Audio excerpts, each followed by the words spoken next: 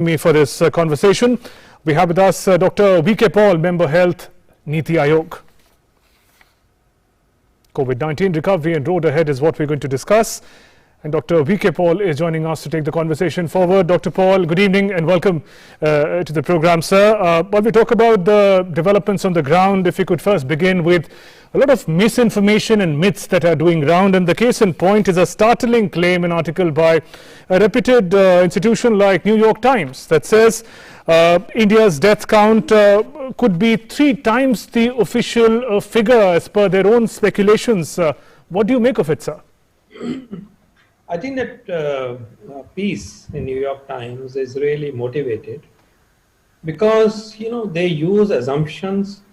Somewhere they use astrological data and then they make assumptions and simply multiply some numbers and put out figures that are, unwarranted and unsubstantiated. For example, we do know that those who are tested positive and are counted as cases today, this population, it is a fact, is part of a larger population which has been infected. If people get infected and they are totally asymptomatic, they are not known contact of anybody else, they will not get tested. And there is no way for us to know who these people are. But when you do a sero survey, then serology positivity picks up these people.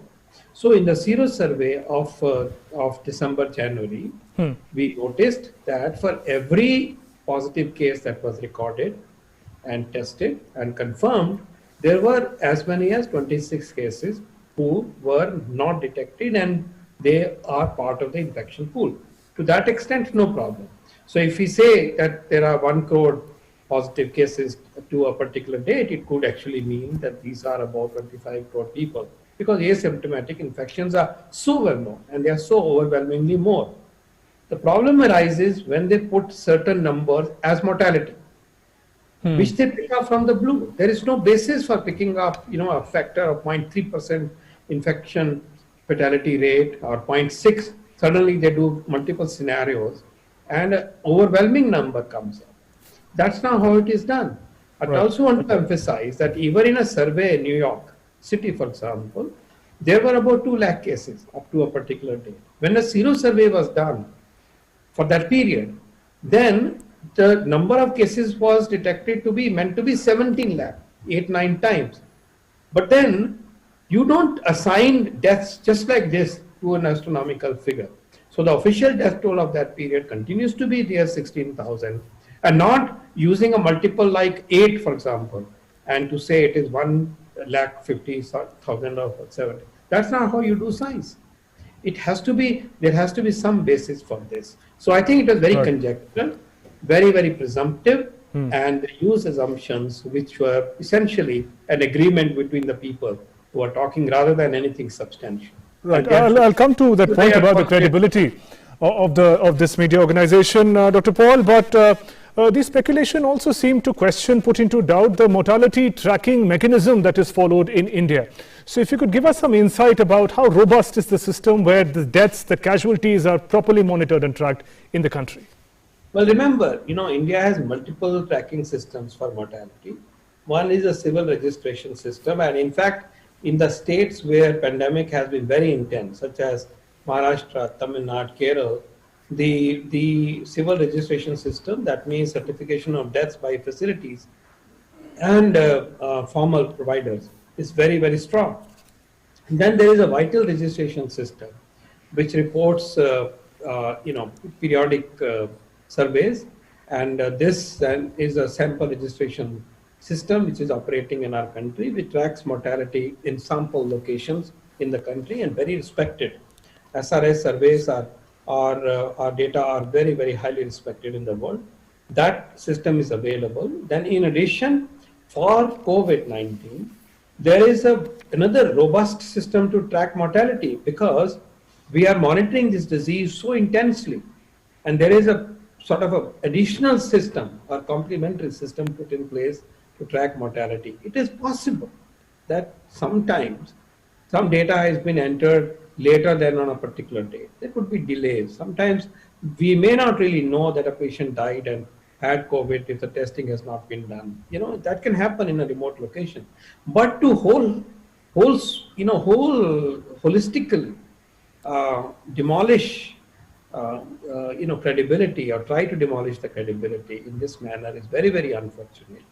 And these numbers in a democratic country, death numbers cannot be hidden, and these tracking systems that we have established will tell the true picture. But to sensationalize and to put down a country like this is really unfair.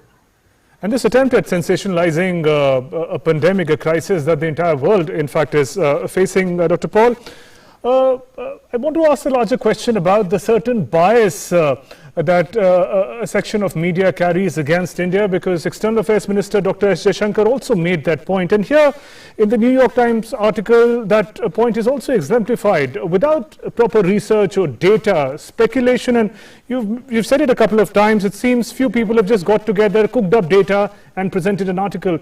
Do you see a larger issue of concern here? Well, what I said was that some people got together, agreed on certain assumptions without basis, just an agreement among themselves, and made estimates without any data available from the ground. They have used assumptions which may be applicable to another country. Right. So that is where one has to be sensitive to do these analysis, and one has to be grounded in science to use these assumptions. And it is sad that a narrative was created to make us look bad. But having said that, I think it is time that we work together. We work together as scientists, as people, as citizens, as stakeholders, because this pandemic is to be fought and defeated as a nation. And we respect science. We work on the basis of scientific principles to fight this pandemic. And indeed, there is always a room for discussion, refinement of the methods, and refinement of the strategy based on science, and ideas emanating from scientists from our country and any other country are truly welcome. So to that extent, the role of scientists and academics is so very important, and we respect that in our own country. While fighting this pandemic, there are multiple structures in which scientific interface is made on an ongoing, continuous basis. But it is not, right to deliberately create a negative narrative. Right. Sir, if you can talk about the developments as far as the COVID situation in the country is concerned. There's been news of hope. The cases have been going down. You've said in the press conference that there is a need to monitor now the districts, the areas where the cases are still high. Now, what would be the yardsticks, the districts where the cases have gone down, the states who have been able to control the numbers? What are the key takeaways that we could apply to the places which still have to put up work to reduce the cases? Well, remember, we have achieved stabilization of the second wave as a nation because of a huge collective effort of people, of state governments, central government, district authorities, and people at large. And this has also been helped, not only because we have been testing, we have been containing, we have been promoting and exercising COVID-appropriate behavior and ramping up vaccination, but also in recent times, practically all the states have imposed restrictions of various levels, which are, of course, at the cost of normal socio-cultural economic activities, but then they have helped in stopping the chains of transmission and bringing the virus to slow and to halt itself. So remember that this has been achieved by doing things. It has not happened on its own.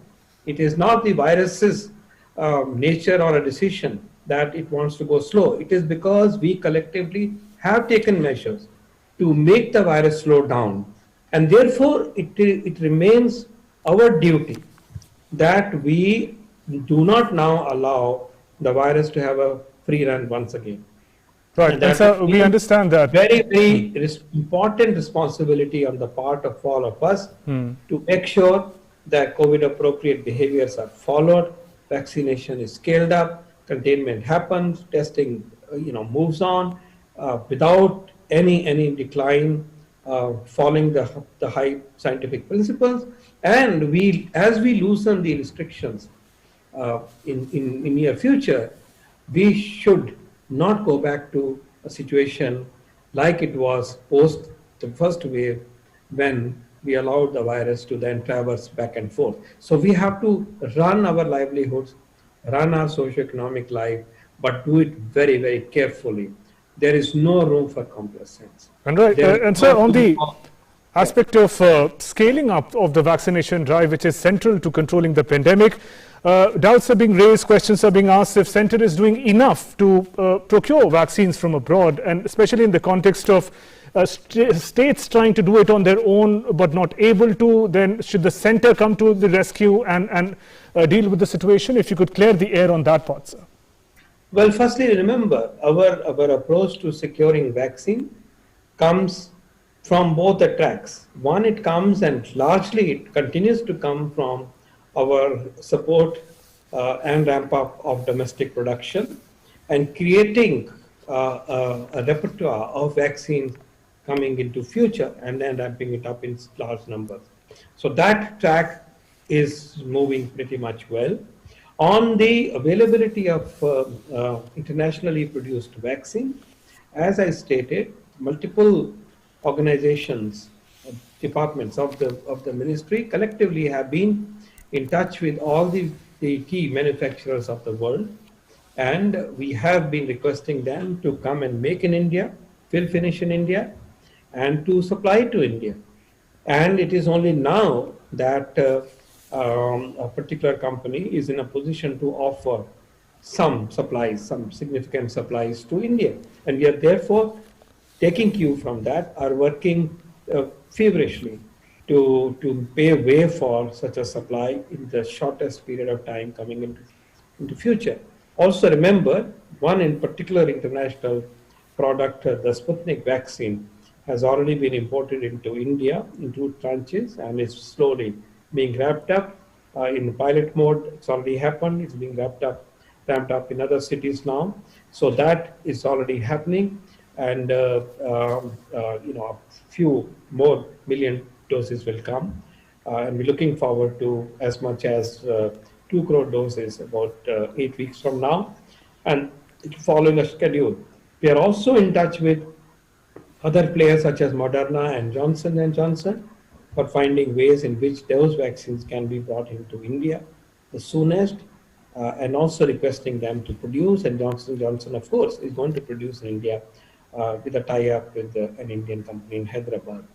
But we are hoping that the part of the stockpile can come from such imported vaccine, even as our large requirement will be met through domestic production, for which our companies have done tremendous job. Right, sir. And so on that particular aspect of states trying to procure vaccines from abroad, in many cases failing, how do you think the road ahead could look like? Yeah. You see, the liberalized policy was triggered by the suggestions from the state governments to have flexibility and to be able to inoculate population groups which normally the center was not focusing on or not offering vaccines at that particular stage. And they wanted flexibility, and therefore this flexible mechanism was created. States knew all along what the overall situation of India's production is, and the states also had an idea how much availability or lack thereof is available in the international market. Nonetheless, it is fine to seek out and to procure. There could have been some possibility here and there, but as we are realizing, the big picture is such that global supplies are limited, and it is not easy to procure, and going from by state to state looks like competition of sort. So this reality is now there for us to learn from. But the fact remains that, it is the fight against the coronavirus the SARS-CoV-2 virus is a national fight. We Right. have to we have to fight this together, state, center, districts, people, all stakeholders, Right. And together some, in every village.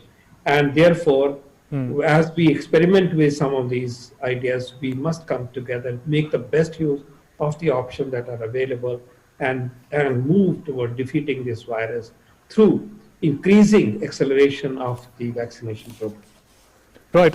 And so some good news came in today also from the government for the elderly population and differently abled. They will be able to access vaccination from near their homes and won't have to travel far distances. But how soon before we see that turn into a reality on the ground, sir?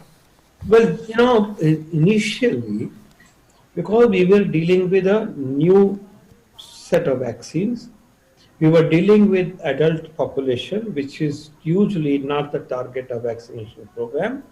And we were dealing with vaccines that were under emergency use authorization because of relatively less experience in the research and development time. And therefore, extra caution was needed to watch for reactions, if any, due to the vaccines. And therefore, it was to be done only in the facility, and one has to wait there carefully under the watch of healthcare providers.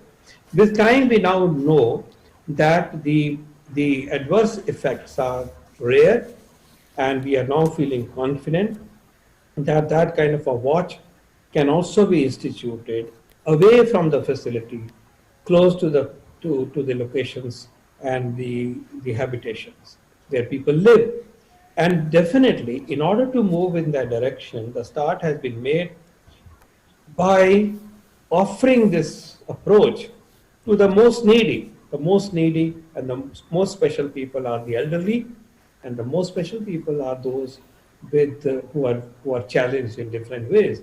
Therefore, a very important start would be now made that these citizens, these brethren and sisters of ours, can receive vaccine close home by teams that follow protocols, and they do not compromise in every which way for the safety, for sterility of the procedures, for the quality of the vaccine and quality of watch that is required. So a new SOP has been now created, which will take vaccine closer to the most needy of our population. Right. Dr. Paul, while thankfully the numbers have been going down consistently over the days, what is your assessment of the kind of impact that this deadly second wave has had in rural India, which we looked at as far more vulnerable than the urban spaces with better health facilities? Essentially, the original first wave, the first part in particular, was in metro cities with high population levels and high density population areas. And high density areas within the cities, particularly the slums and so on. As the pandemic panned out further, it opened up its presence in overall large cities, and then tier 2 cities and tier 3 cities. And because the vulnerable population continues to be in rural areas, having been unaffected so far, this time the wave also reached some rural areas. I'm happy to state that as the pandemic is now shrinking, much of the rural area is still protected. Or large parts of rural areas in different parts of the country would still will be saved from this. And it is possible for us, if we follow the principles of pandemic protection, pandemic prevention, and control, the rural areas will remain protected in future. To have or not to have the third peak, which could possibly have a bigger presence in rural areas because of continuing vulnerability, is in our hands. If we continue to push the tools of pandemic control, testing, containment, COVID appropriate behavior, clinical care, vaccination, and judicious but timely use of restrictions, there should not be a third wave. And if we can buy time for 5 months, and significant proportion of our people are vaccinated, there should be no room for us to have a similar Okay. situation in future. But don't take it for granted. Virus can change its characteristics. Viral mutants can emerge, and they can change the game plan of theirs, and to change the structure of the game.